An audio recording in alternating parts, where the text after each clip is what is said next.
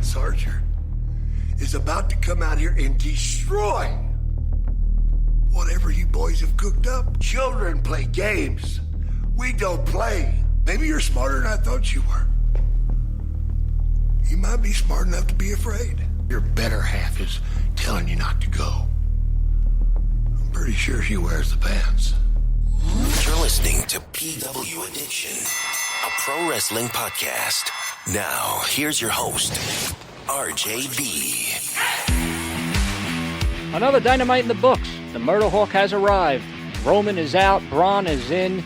WrestleMania should have just been postponed, or should I call it COVIDMANIA? Hello, everybody. I'm RJB. You're listening to Episode 3 of PW Addiction. It is Thursday, April the 2nd, 2020. Let's jump right into it, shall we? Oh, man. I can't believe it. I can't believe it. Before I jump into the Dynamite breakdown, I just have to talk about this.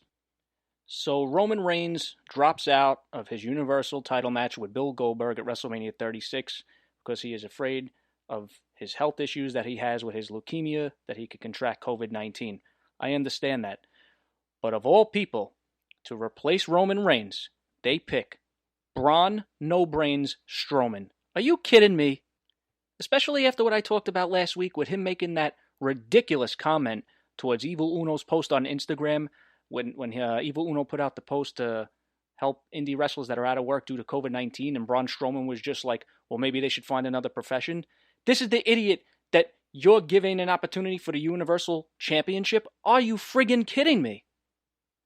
When Roman dropped out, I instantly thought Matt Riddle would have been the perfect person to put as a replacement. Let's go back to last summer where Bill Goldberg and Matt Riddle ran into each other backstage. I didn't mean to run into you like that. No problem, bro. How are you? We gotta talk. Yeah, anytime. You put a stop to that. Okay. Hey, that's an opinion. If you don't like it, that's fine. You got it. Yeah, that's it. Awesome.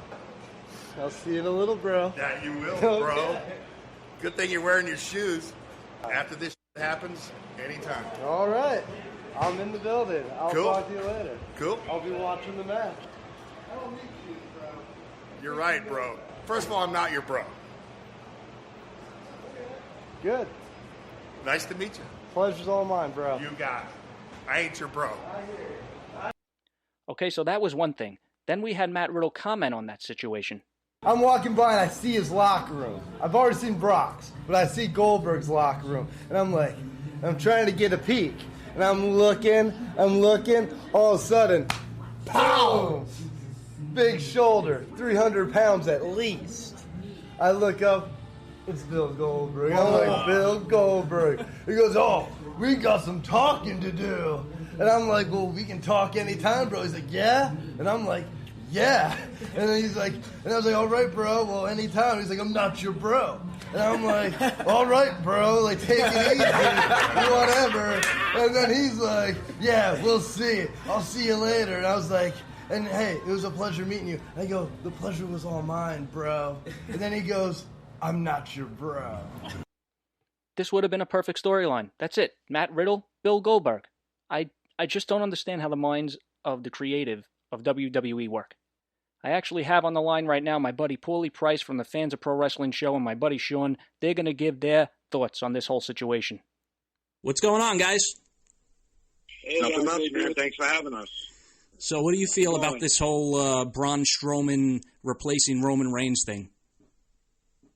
Well, honestly, in my honest opinion, I have to say, I'm not happy it's Braun Strowman, but for me, Matt Riddle, I feel like is a bad replacement only because he is the tag team champion in NXT. So it would just be kind of weird for him to be even in that slot. But I actually think this might be a good gimmick going based on our last conversation where you said Braun Strowman's tweet where he pretty much made himself look like an ass. Maybe the company's punishing him, and he's going to have to put over Goldberg. Oh, he better put over Goldberg. If they strap him... I think that's what's happening. Maybe they're making him work for his money for once. You know what? Yeah, hell yeah. If Strowman goes over and takes the Universal title, I'm done. I'm done. Oh, I'm already done. I mean, it's sad due to uncertain circumstances due to Roman Reigns having to be taken out, but he made the right decision for himself and his family due to his condition. I mean, as far as I'm concerned, Braun Strowman, it's one big man versus a big man from our time when we were younger. And, I mean, it's interesting, but I agree with you guys. Matt Riddle would probably be the better bet due to the somewhat. Well, I mean, it would make more sense. I mean, even Mark Henry said it on Busted Open Radio. Give the fans what they want. I mean, this dates back all the way till the beef they were having, with the comments that he made towards Goldberg, disrespecting him, and even the footage that we saw at SummerSlam when they ran into each other backstage. How Goldberg, said, "Let's make it happen," and Riddle was like, "Let's make it happen," and Goldberg was like, "I'm not your bro."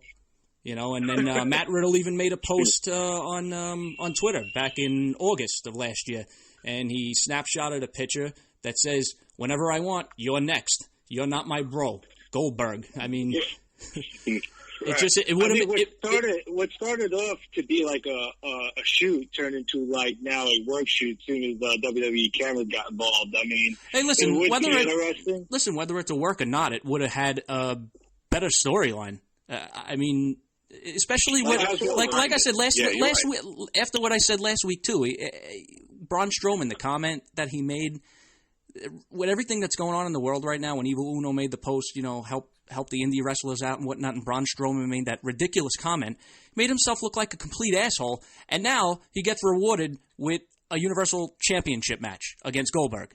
But see, here's the thing: they didn't use it. This could make him the ultimate heel now in a lot of respects. I mean, take that and add it to his character and let him start cutting. Yeah, let him be Raw. Exactly what the show is. Let him be Raw. He's a monster. Why the hell is he not a monster? He's like high-fiving kids. No. I want this guy to be throwing like Lance Archer last night. That was friggin' awesome. Oh, Marco stunt. You know what? A fucking monster. I have a little disagreement with that. I mean, I listen, with everything that's going on right now, given the, with the pandemic and COVID-19 and all that stuff, the wrestlers that are available, I get what they did. I feel it shouldn't have been Marco's stunt that he went up against last night. I mean, he completely. I agree with you, but when I watched it, I was like, you know what? At least it wasn't a squash match. He no. The end was even great. So. I agree. It wasn't a complete squash match. I mean, he completely destroyed Stun. I love how at the end. I'll be honest. It should have been 1, 2, 3 squash, in my opinion. What I didn't like so much with what he was doing in the ring was that he was talking. I mean, I know a lot of guys in the past used to be this killer character, and they'd be like a silent character because they would have like someone be the mouthpiece for them and everything. But you have Brock and Heyman. Heyman is Brock's mouthpiece. Right.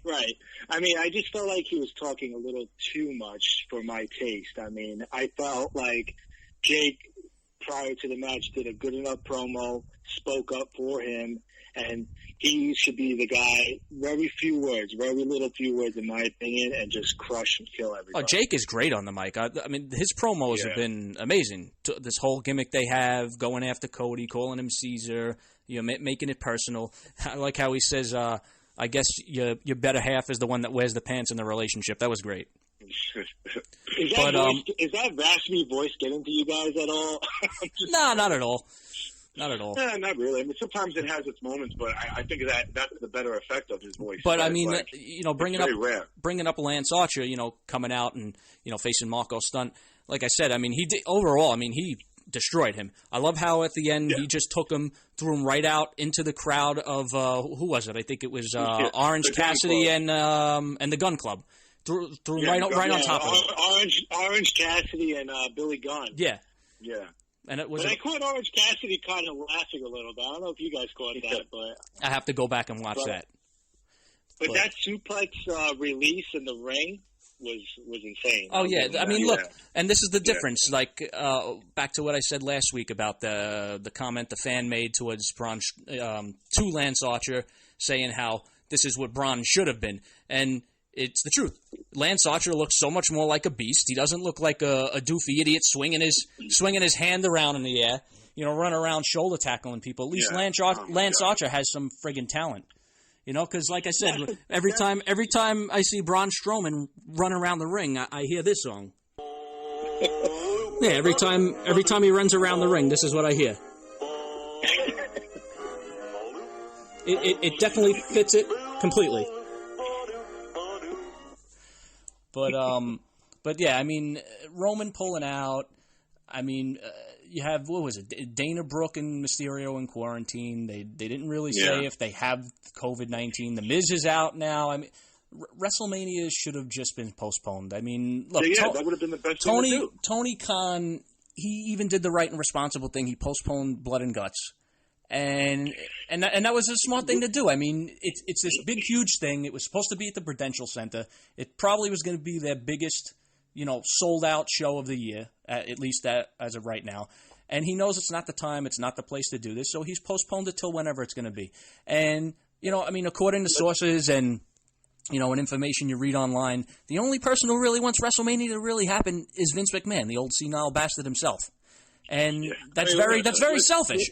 It's very selfish, and as much as, I understand what they're trying to do, give us a form of entertainment, and, let the show go on. I mean, there's nothing on TV. There's no basketball. There's no football. They postponed the Olympics. This is the only source of entertainment you're getting as far as sports right now. And, I understand what they're doing, but postpone WrestleMania. I mean, it's the biggest. It's supposed to be the biggest wrestling show of the year. It doesn't feel like WrestleMania season. You're watching it in a performance center. You're taking the WrestleMania moments away from people like Drew McIntyre. Edge, who's been away for 9 years, he comes back to what? He's going to wrestle in an empty performance center in front of nobody. And I think that Edge Randy Orton storyline right now is probably the greatest thing going for WWE. I mean, go ahead. I'm sorry, Paul. Go ahead. I'm sorry. No, I just had this quick idea. I was saying to myself, but isn't it stupid that WWE does not take advantage of technology? Why can't you just have a giant screen and have people sign on, show their face, and then you have fans in the background at least fucking cheering something, somebody else watching live? Well, I mean look, listen. It may be cheesy, but no, you know what? I don't know. I just do what AEW did. Like last night. I mean, last night had a completely different feel. I mean, last week had a different feel from the prior week. This week had an even more different of a feel. They're in a smaller confined space. They're not in Daly's place. They were in an undisclosed location, which if you paid attention to the floor a little bit, I actually think it's the training facility for the Jaguars.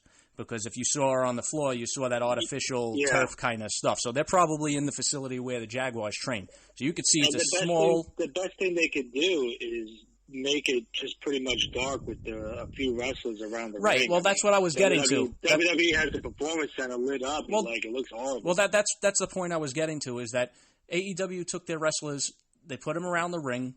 Even when Dustin was fighting, I think it was the Gun Club was chanting, "You still got it," bringing some noise. Yeah. I hope they do that with WrestleMania. I hope they put some people around ringside, do something. Should. Why not? You said staff, so put the staff, let them stand 6 feet away from each other, and that's it. Right.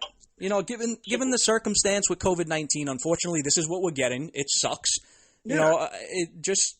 I give Brock a lot of credit, man. He really stepped up as a locker room leader. Is that confirmed? Because I did read that on a website. I think it was slicewrestling.com or something. I didn't see that reported anywhere else other than that. I did read that about Brock stepping up and that he was not happy with the whole situation and that he wanted to get his match over with so he can go home. I did read that, but was that confirmed? Is that a true story? I mean, I hope it is, because good for Brock, or good for standing up. I saw it from that site, and there was another website I found it on. I can't remember it at the moment, but I saw it on 2 different websites.